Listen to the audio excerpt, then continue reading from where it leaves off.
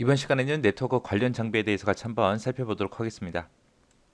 자, 첫 번째 거요. 네트워크 인터페이스 카드라고 이렇게 나왔는데 이 네트워크 인터페이스 카드를 우리가 그냥 랜 카드라고 생각하시면 돼요. 랜 카드를 다른 말로 이더넷 카드, 네트워크 어댑터라고 그렇게 부릅니다. 자, 이 랜 카드라는 거는 우리가 컴퓨터 본체에서 인터넷을 꽂는 그 곳에 그 카드를 보고 우리가 랜 카드, 이더넷 카드 그렇게 부르는 거예요. 얘는 그냥 컴퓨터와 컴퓨터를 연결하거나 아니면 컴퓨터와 네트워크를 연결할 때 이제 사용되는 장치를 얘기합니다. 이 카드가 해주는 일은 우리가 가지고 있는 정보가 케이블을 통해서 전송될 수 있는 형태, 정보 형태로 변경해주는 그런 일을 해요. 그게 이제 랜카드다라고 그렇게 기억하시면 됩니다. 그 다음에 이제 허브라는 아이요. 허브라는 아이는 여러 대의 컴퓨터를 연결하는 장치예요. 그래서 회선을 통합적으로 관리할 수 있게 그렇게 도와주는 게 허브라는 아이입니다. 허브에는 보게 되면 종류가 두 가지가 있어요. 더미 허브라는 아이가 있고요. 스위칭 허브라는 아이가 있고 이렇게 두 가지가 있습니다. 더미 허브는 그냥 데이터를 주고받고 할 때 그때 그냥 단순히 연결만 해주는 그런 기능을 가지고 있어요. 연결만 한다. 연결만 해주고 더미 허브 같은 경우는 특별한 기능이 없습니다.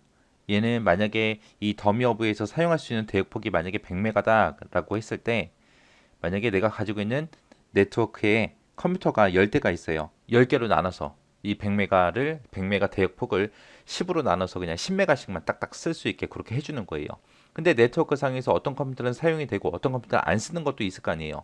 그러더라도 그냥 무조건 한 대당 무조건 10메가씩만 그렇게 쓸 수 있게끔 해주는 게 그냥 더미 허브. 그 다음에 이제 스위칭 허브예요. 스위칭 허브는 얘보다는 이제 좀 똑똑해요.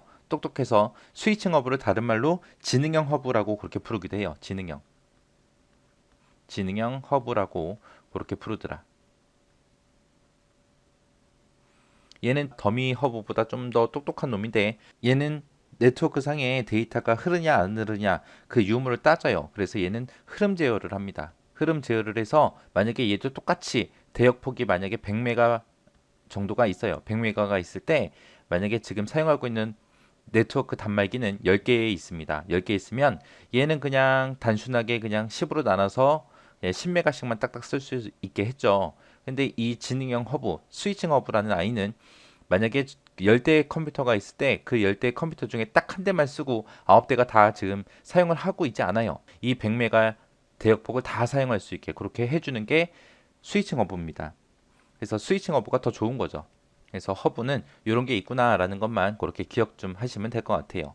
그 다음에 이제 리피터요. 리피터다. 그러면 리피터는 디지털에선 중간에 위치해요. 위치해서 얘는 뭘 해주냐? 신호를 증폭시켜주는 그런 역할을 합니다. 내가 만약에 서울에서 부산으로 데이터를 날려 보낼 거예요.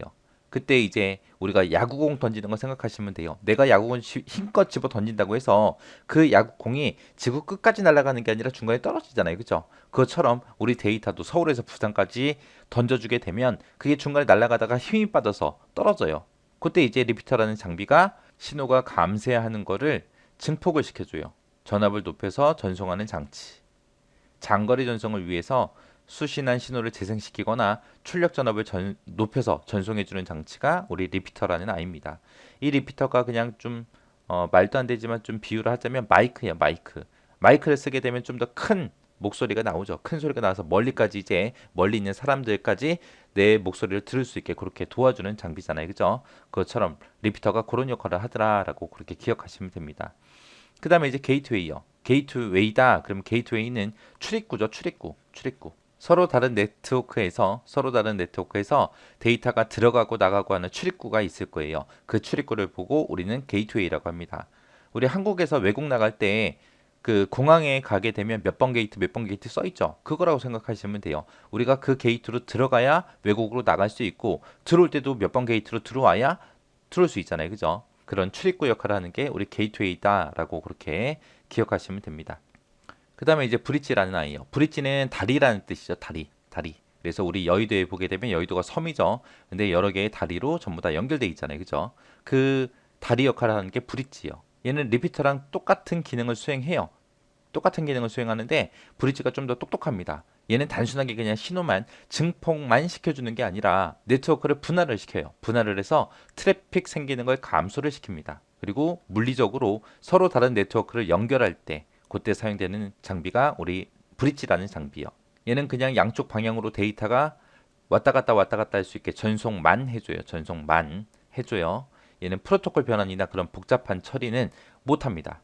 프로토콜 변환을 못하기 때문에 프로토콜과는 독립적으로 작동을 해요. 해서 네트워크에 연결된 여러 개의 단말기들을 통신 프로토콜을 바꾸지 않고 네트워크를 확장할 수 있는 그런 장비를 보고 우리는 브릿지라고 합니다. 브릿지. 그래서 브릿지라는 장비는 리피터처럼 증폭도 해주지만 네트워크를 분할해서 트래픽도 감소시켜 주더라. 물리적으로 서로 다른 네트워크를 연결할 때 사용하고 양쪽 방향으로 데이터만 전송해 주더라. 프로토콜 변환 이런 거는 못한다. 통신 프로토콜을 바꾸지 않고 네트워크를 확장할 수 있다라고 그렇게 기억을 하시면 됩니다. 그 다음에 이제 라우터라는 장비요. 라우터라는 장비는 뭐라는 거냐? 네트워크와 네트워크 간에 연결할 때 반드시 필요한 그런 필수 장비예요. 필수 장비인데 얘가 가장 최적의 경로를 찾아줘요.